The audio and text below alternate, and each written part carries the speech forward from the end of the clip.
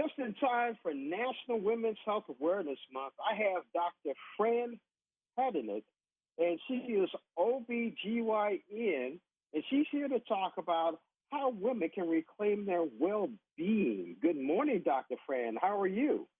I'm wonderful. How are you today? I'm doing pretty good. It's National Women's Health Awareness Month, so let's get started.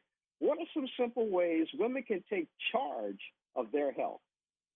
Let's keep in mind that health mostly happens outside of the doctor's office, right? So we're looking at small, sustainable changes that we can make in our life to really keep us healthy. So things that we want to focus on are eating healthier, which means eating more vegetables throughout the day, really focusing on increasing our protein and our fiber intake in each meal that we eat. We want to find sustainable ways that we can move our bodies in ways that feel good. Can we get more steps in, take a walk after dinner, or start a stretching routine that feels good? We want to make sure that we're focusing on our mental health as well as our sleeping. We really want to make sure that we're getting enough sleep throughout the night. And we want to do all of these things in collaboration with a physician. So we want you to come see us for your annual visits. You know, women out there thinking all the kids and the husband and all the stuff they got to do. It's going to be interesting. So, what are some not to be missed appointments? Yeah, so the appointments that we want you to make and also keep, so please come see us, are your annual OB-GYN visit. We want you to touch base with your primary care doctor about once a year. And really importantly, I think something that a lot of people forget to do is to see their dermatologist for a skin check. Now, how do you come up with a checklist of questions to ask your doctor or your pharmacist? Yeah, one of the things I think to focus on is now that we have so many great options to us for medications over the counter, is to see if these are good options for us and see if they make the most sense for us to take, and really doing that in collaboration with your physician or your pharmacist. Okay, so tell us about the only approved over-the-counter birth control pill.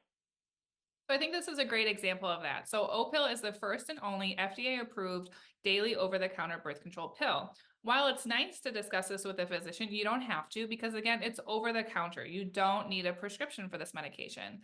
It's a progestin-only form of birth control, so it's 98% effective when used as directed and a very safe option for a lot of people, including those who have migraines with aura, those who are breastfeeding, those who are over the age of 35 and are smokers and have hypertension, or those who've had a blood clot in their lungs or their legs.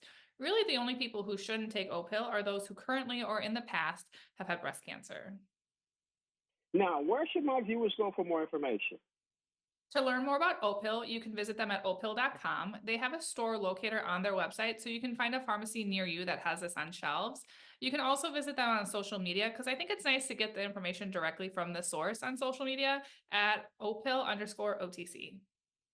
Speaking of social media, paging Dr. Fran. You're on TikTok, Instagram, and more. What are some of Yeah. the things that you talk about on your social media? So as an OB-GYN, I talk a lot about evidence-based medicine, changes in obstetrics and gynecology, and I'm also a mom of 3 young children. So I talk a lot about balancing motherhood and having a career and all the things that come with being a woman in today's ages.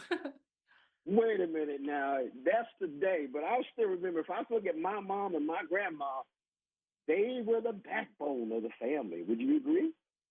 Oh, yeah. So, who's the stronger sex? Well, I can tell you who births babies and who doesn't, so you tell me. I agree with you, Dr. Fran. Thank you so much for joining us on Morning Blend. It is National Women's Health Awareness Month, and women are going, who are you talking to? It's all year long. Thank you, Dr. Fran. Thank you so much.